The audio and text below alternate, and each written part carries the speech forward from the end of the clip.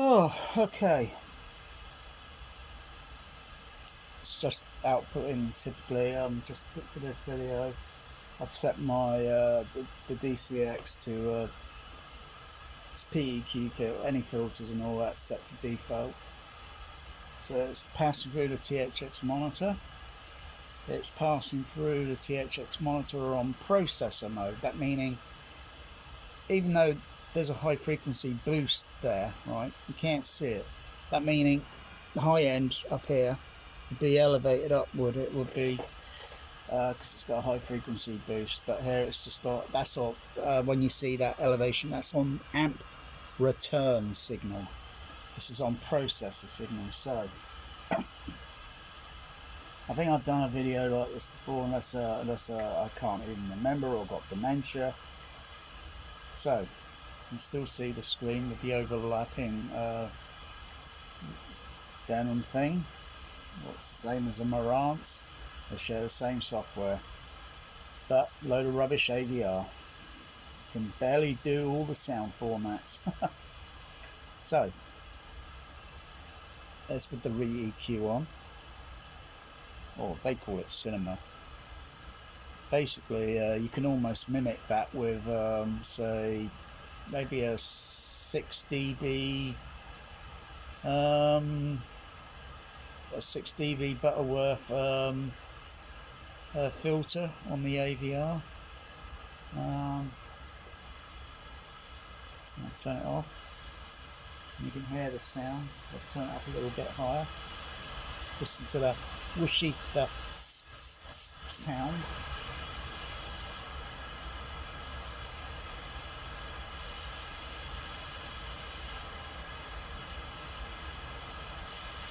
Okay.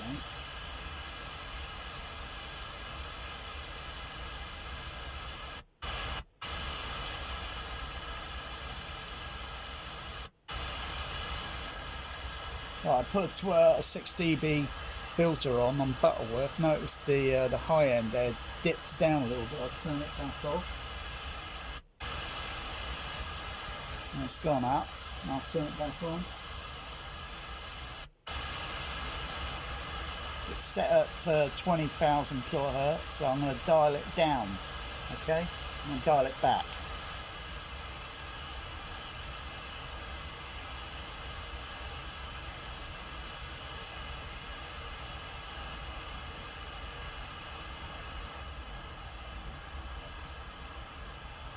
See, you get similar things, but these, you get a similar thing. The curve is a little bit steeper, obviously, but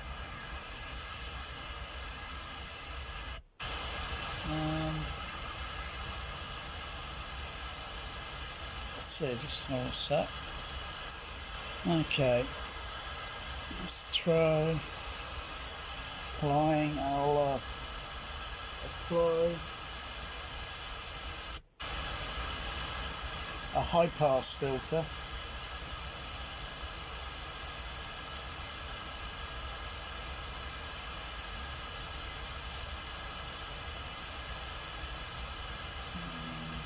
Set around about 2 kilohertz. I'll just turn the level down a bit.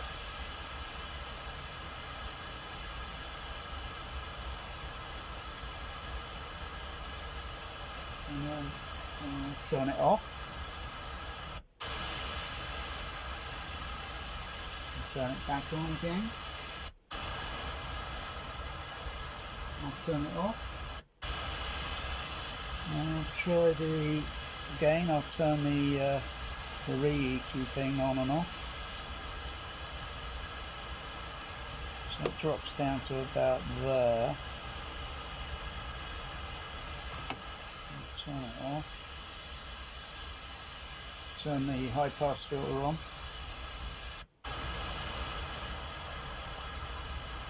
Dip it down a little bit more.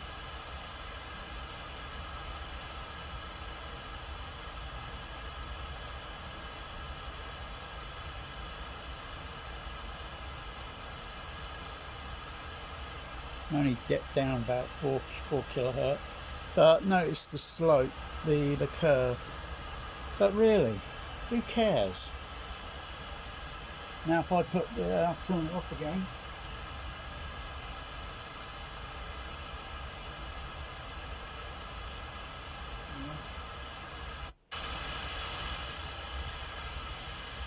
I'll turn the other thing on. Yeah, I can see that. I'll turn it off. Turn the high pass filter on. Just go a bit higher up in the frequency. Just a little bit, just a little bit there. So around about 2 point. That's about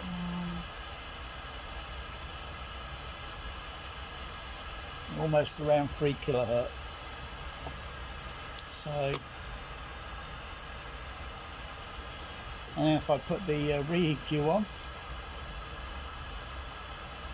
dips down about there.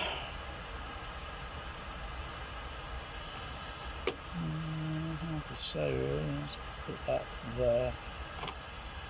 Okay, turn it off.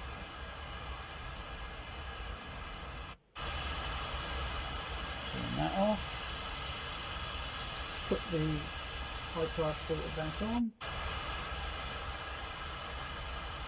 Turn the level down a little bit more. The gain level.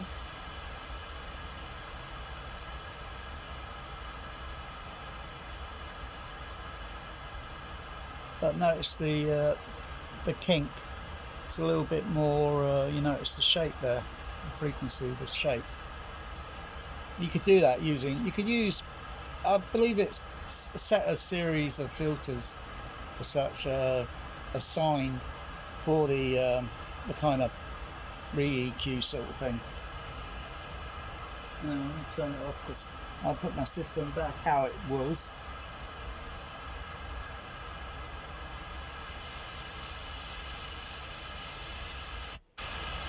Because I don't use it. I don't use that sort of thing.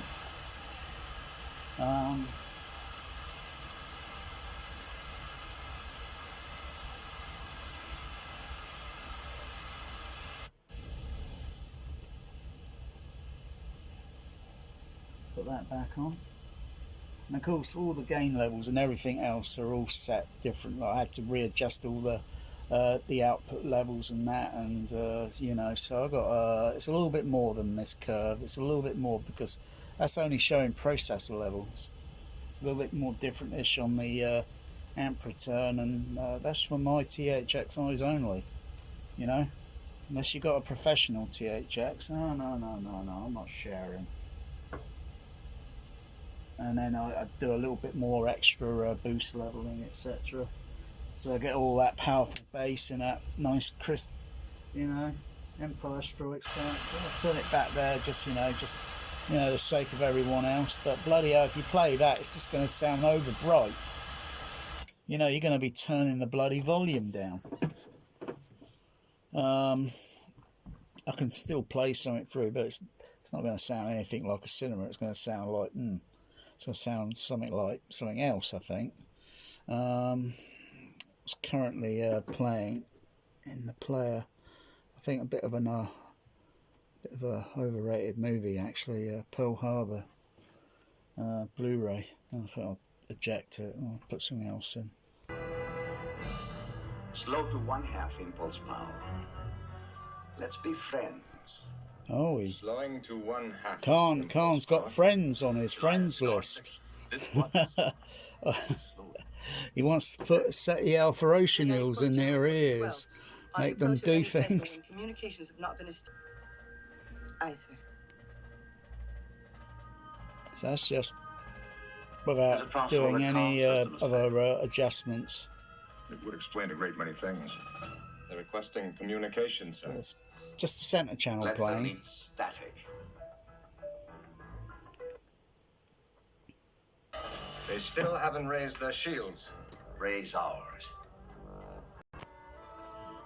So Yellow Energized defense no fields. re-EQ and such being used. And this is going through my CP750, so those sort of cinema processors don't do that sort of thing, you know, because they just don't. Okay, trust me on this. So that's just looking at the frequency. Cool. Also put on the other one. What's that one look like? Getting a voice message. They say their chambers coil is overloading their comm system. Defense A fields. bit difficult to see on that.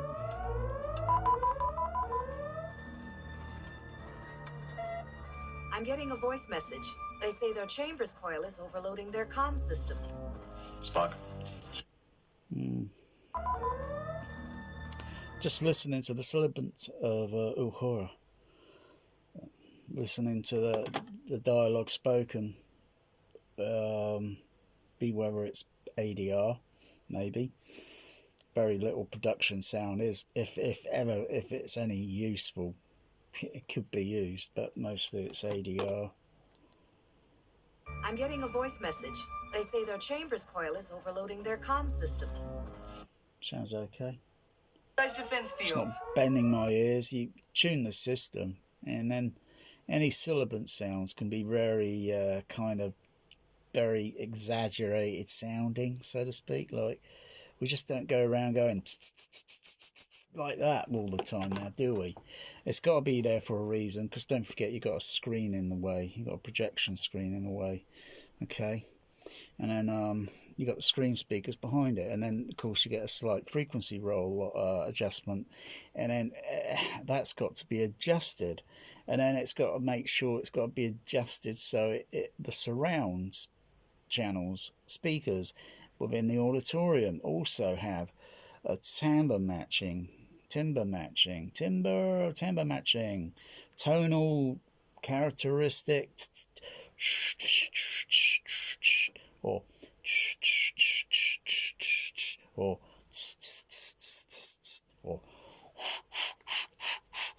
they got to have all the same sound going around the LCR into the surrounds, the overhead, the even the below surround in this home cinema. And yeah, below surround. Try doing that. You gotta have the timbre match, and you gotta have equalizers, and yeah, it's a pain in the. It takes time to set it all up, you know. Auto EQ's not gonna nail it. Auto EQ's just for those that are in a hurry and then want to say they got a home theatre in their basement. They're just in a hurry, you know. They're just like, they just haven't got the patience for it. I give up with trying auto. It just messes everything up here all the time, and it's like manual EQ. It's the only way to do it. Even if it takes days to do it, it's still the better way to do it.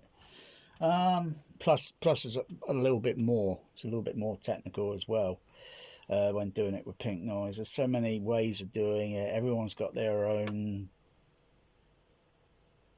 way of doing it, sharing their idea with it, and you know, and then you say, yeah, it's almost similar to what I would do. Oh, I haven't tried that approach. I'll try that.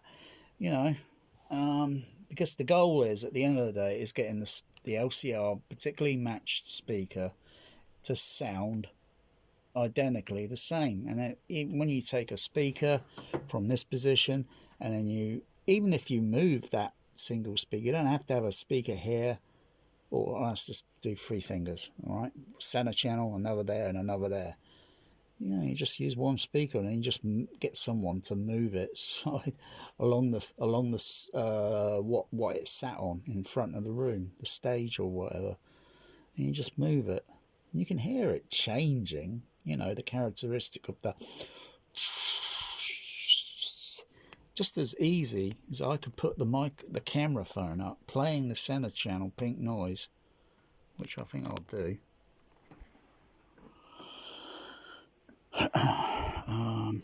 Got to switch back over to there. Oh, there we go, pink noise. Zoom out. Place it in one position.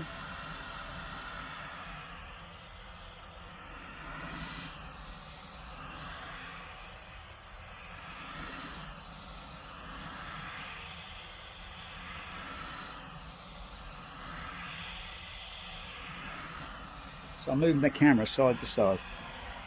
That's up close. I'll come back here and move it side to side.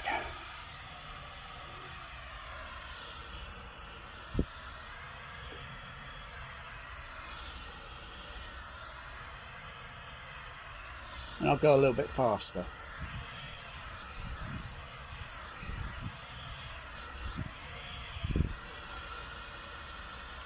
Let's try going vertical, up and down.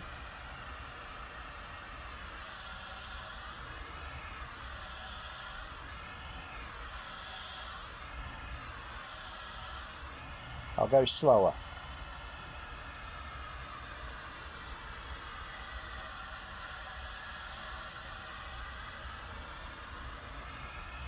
A bit slower.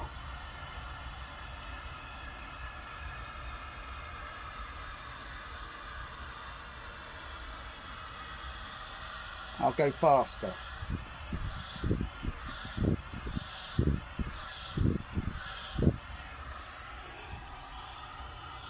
I hope that was a very insightful bit of educational listening.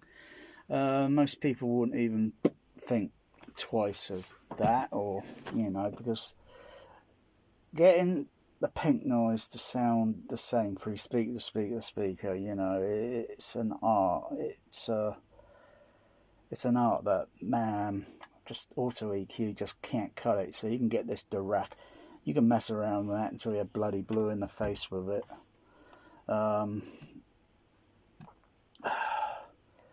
A lot of very good Dolby stereo cinemas in their day. Substandard ones, and then you get the really good ones, Dolby THX, because Dolby in a standard cinema is just substandard sound. It's just there, like, that's Dolby, blah blah blah, and THX just want to go further, because they know there's problems. It's too bad it all come unhinged, and then sold off privately, and then gone through 2 different change of hands over and Razer. Oh, they don't bring anything to the table.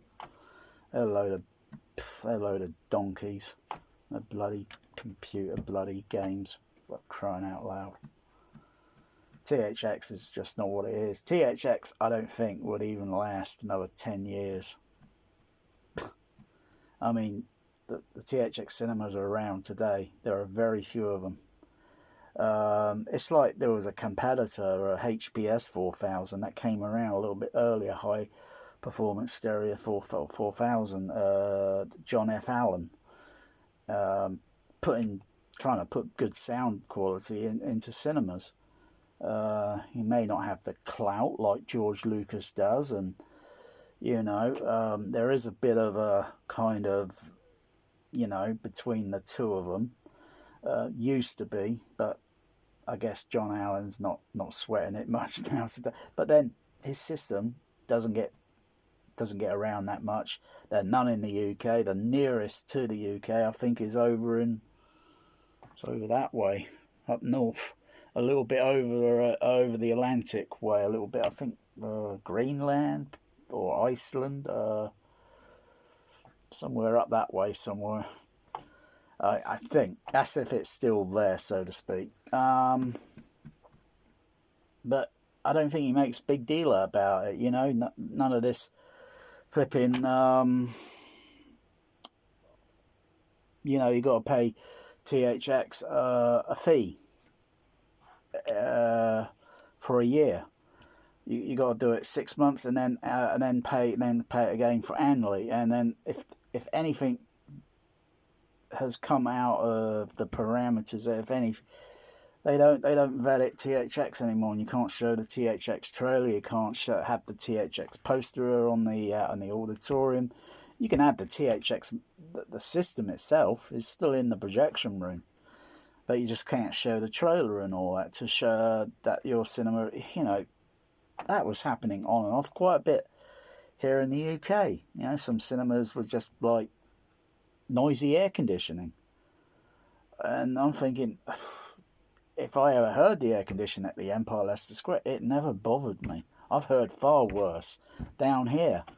Even with an Atmos cinema that's brand new down here, and every time, but just before I think the movies, I can hear something over to the left side, and it sounds like an air conditioning system, and it's just like, oh, flipping heck. I'm just saying out loud, turn that air conditioning off. I got air conditioning. It gets bloody hot in the room, but so what? So bloody what? You ever try listening on the CB radio to radio stations that are like 10 to about 15,000 mile away, and you got all different signals at different amplitude levels, and try listening to that against all that noise. That's where the real golden ear listening comes in, you know. I can filter out the bloody, but you know, you pay to go to a cinema, you don't expect to hear an air conditioning. That's the point of it. You don't expect to have the high frequencies, the mid and high frequency horns blitzing your ears, like where you're forced to stuff earplugs in your ear. I only use these when I'm doing pink noise or sine wave or special testing. You know, you got to wear earplugs because they're not going to turn the volume down. That used to be a mandatory thing years ago. They would turn the volume down from 7 down to about 6.5 or maybe 4 on the fader. That's about 10 dB down, you know. And then you got soft dialogue scenes, whispery sounds and stuff.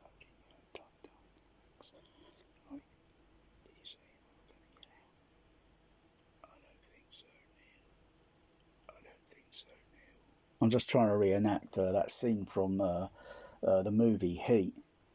Did you say anything how we're getting out? I don't think so, Neil.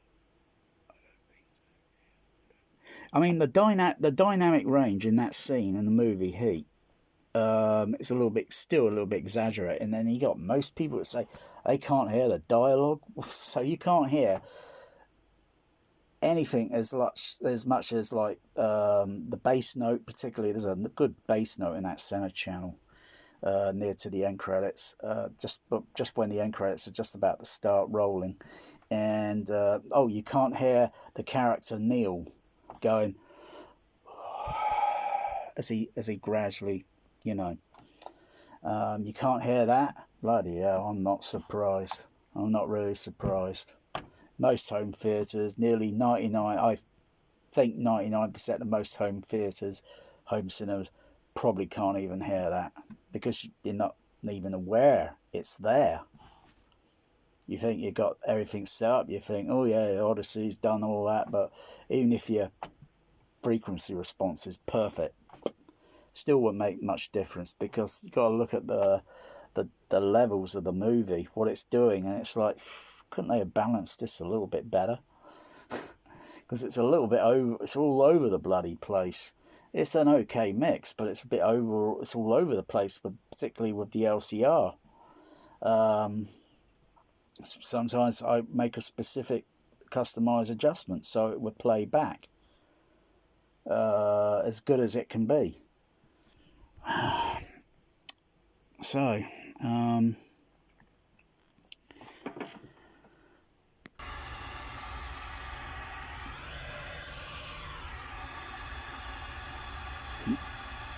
Doing that again.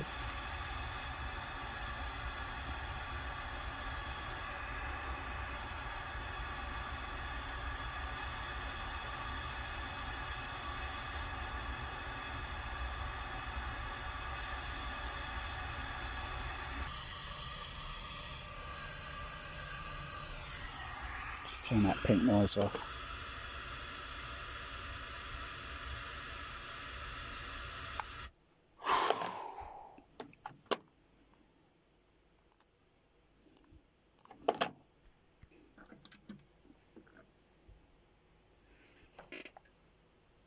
Anything playing?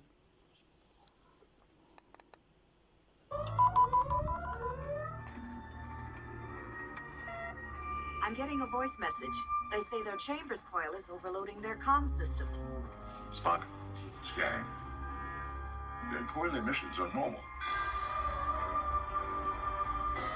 They still haven't raised their shields. Raise ours. with the ranting, I forgot. Hang on, go back to, where is it? Nice, turn it on.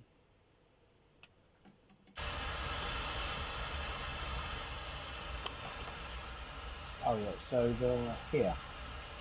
There we go. So watch the level adjust. Whoopsie.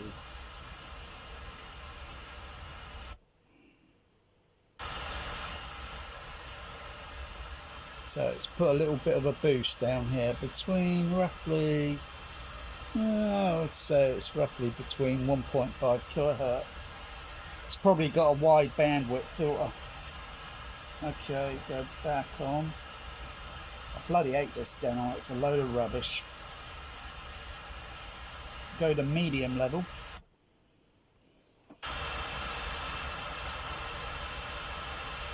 You see it? I go to high level.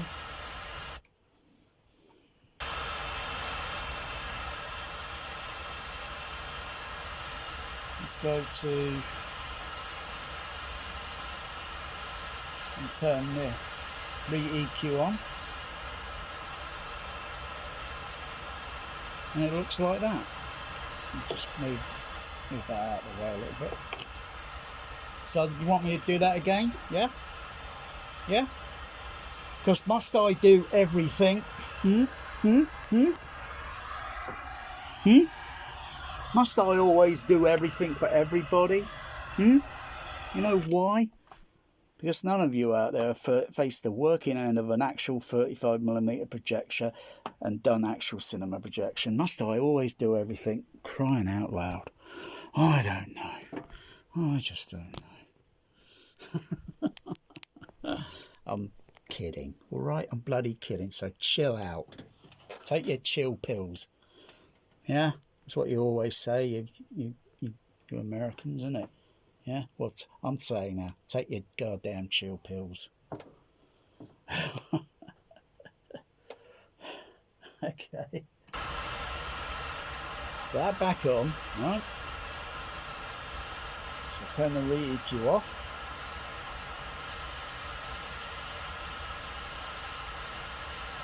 So if you really want it in a nutshell, okay? If you really want it in a nutshell, yeah? They're just prefixed filters, okay? That's what it's called. Prefixed filters. It's like having a tone switch on a CB radio. I often keep the tone switch set to low level.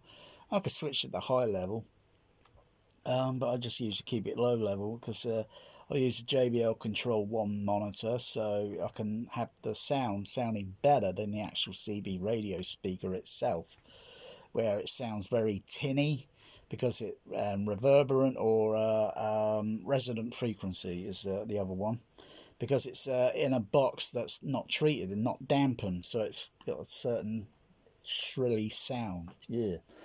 And when you put it on an external speaker, it's way better. It's way better. It's kind of like switching the speaker sound from here on the OLED over to JBL professional cinema speakers, which I've got behind the screen. And this is a small room, and there are 5 of them. 5 of them. Most home cinemas, maybe about 10 times larger than my room, and they only got 3. Huh. Good. Well, they don't know cinema. They don't know the sound formats. So, that back on again. I'll turn the filter off on the dial BS. It's not a dialogue enhancer. It only does that on the center channel. You don't want that doing on the center channel. It's got to do it on the left, center, and right, huh? What if you got a movie with directional dialogue panning? Huh?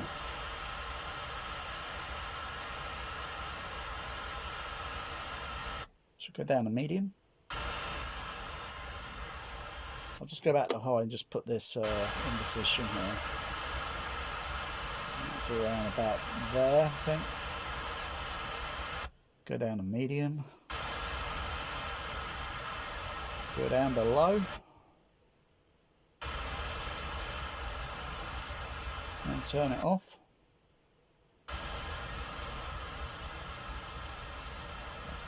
Turn the re-EQ off.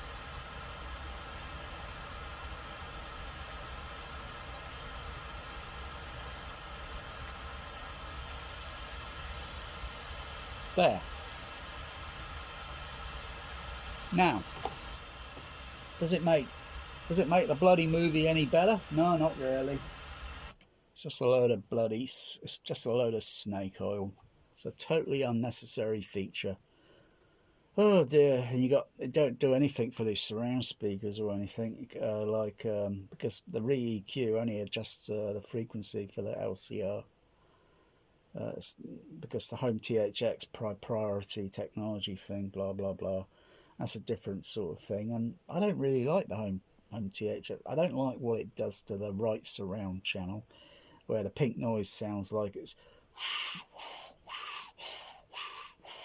kind of making that sound as if a filter's shifting back and forth, and it's making that like a hand sawing sound, like cutting wood. Does it make The Empire Strikes Back with TIE fighters flying around sound great? Not really, because the TIE fighters never sound the same twice. You get a TIE fighter that flies around. First, when I heard home THX at home years ago, and it made me kind of look kind of like that way of a TIE fighter. Played it again, and then it's completely opposite. And I thought, wonder why that is. And, I'm not sure if I did generate pink noise into the unit then, the AVR. Might have been several years later, and then things like true RTA and then REM appearing, and then I could use that and then play the pink noise, and I hear this to give us, it's a kind of like give a spatial sound between the surround speakers to give an illusion, of they're a bit wider apart sort of thing.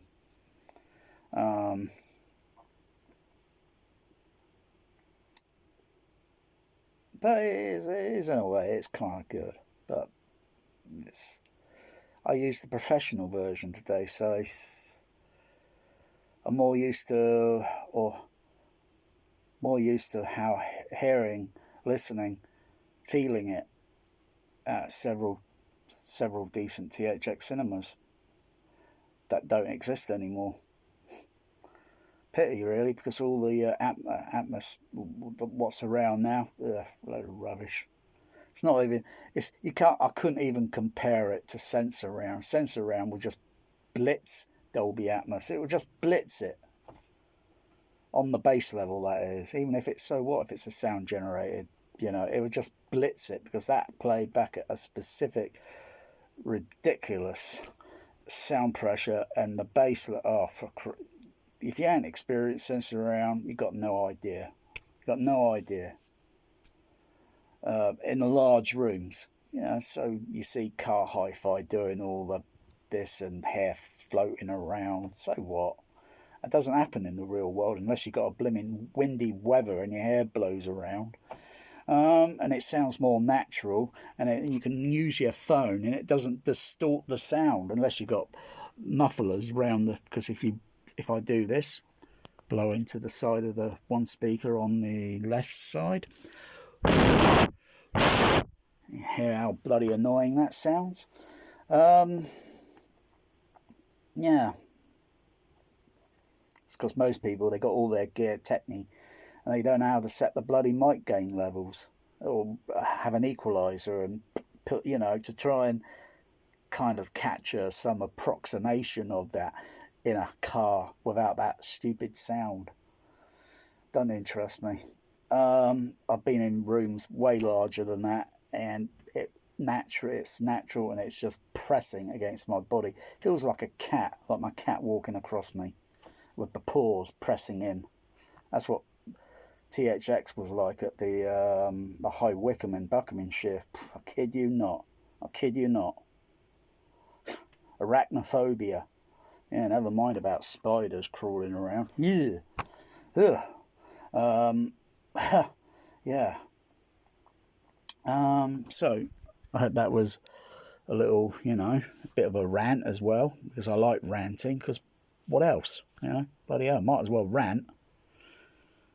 I can do this all day, I can do this all bloody day, So now you got, now you know what it looks like, on your AVR. You got to put it actually on your AVR to see what it looks like, but you can't, because you tried putting your AVR connected up to a computer, you'll blow your computer to smithereens.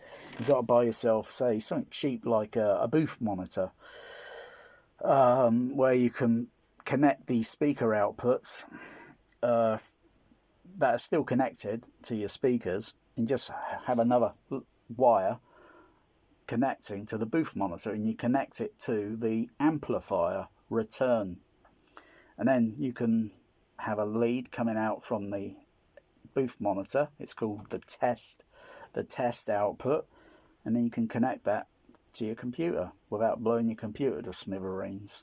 And then you can do a frequency sweep, look at how it looks, each channel, the LCR, the surround as well, and look at the frequency curve to see if they are all the same. They should be all the same. If they're not, then you only have to do is make, a little adjustment. But most AVRs are a load of bloody rubbish. They only have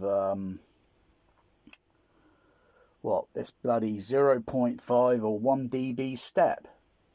They should have 0.1 dB steps, so you make very fine. But even 0.1, now I can do it better on the THX, because I'm going really fine tuning. If I want my LCR to be electronically spot on, I can do that. But then how they play back in the room, because the speaker's over there, speaker's over there, speaker's over there, just as if I had duplicated myself and I put myself over there, one in the middle and one, and if they're talking, the timbre match is going to be different.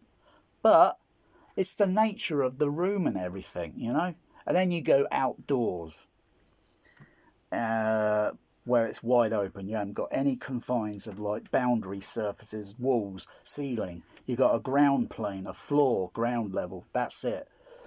And then you do it again, and it's like the total opposite. It's like, wow, that sounds really good. That sounds really good. That does, And then you get in the room, and it's like, bit of a compromise, and you got to try and get it fitted in as best you can. Also, like, the further away you move away from the screen speakers, the further you move back in a room, that stereo image is just going to get narrow and narrow. That's just the way it is.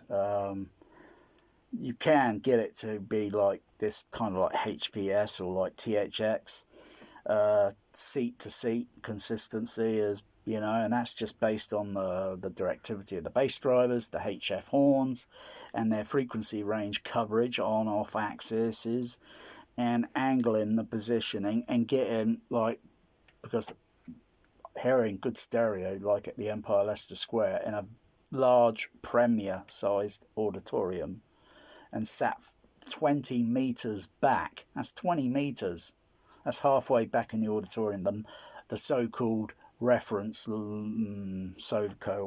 reference seating, within a few rows, that is. And I've seen those Star Trek movies so many times, and it was like, wow, I'm surprised I can hear the localization over there, doors going shh, and then shh, center, and then dialogue pan sounds, which were not really dialogue pan, not on screen ones. They were kind of like, if something's kind of like a viewing screen and you hear epsilon 9 on one side of the screen over onto the right, and then that then snaps back over to the center when it's visually on screen, and then timbre matching, or if it's Indiana Jones and the Last Crusade and you've got dialogue panning, when you know, you hear it literally from a few minutes into the movie. You know, you got the young Indiana Jones, and you got his sidekick or whatever, and you can hear the dialogue off screen, whispering, and then the camera moving, and then locking on, and then it comes onto center stage, just as if we would kind of like move shift.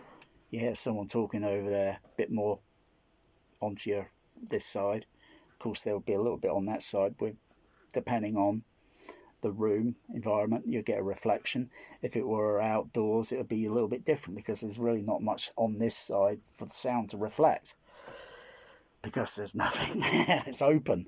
And if you gradually shift over slightly until you hear their voice going from here a little, and it's getting until it's equal both sides. Does that make sense? Should. Bloody hell. Fucking hell.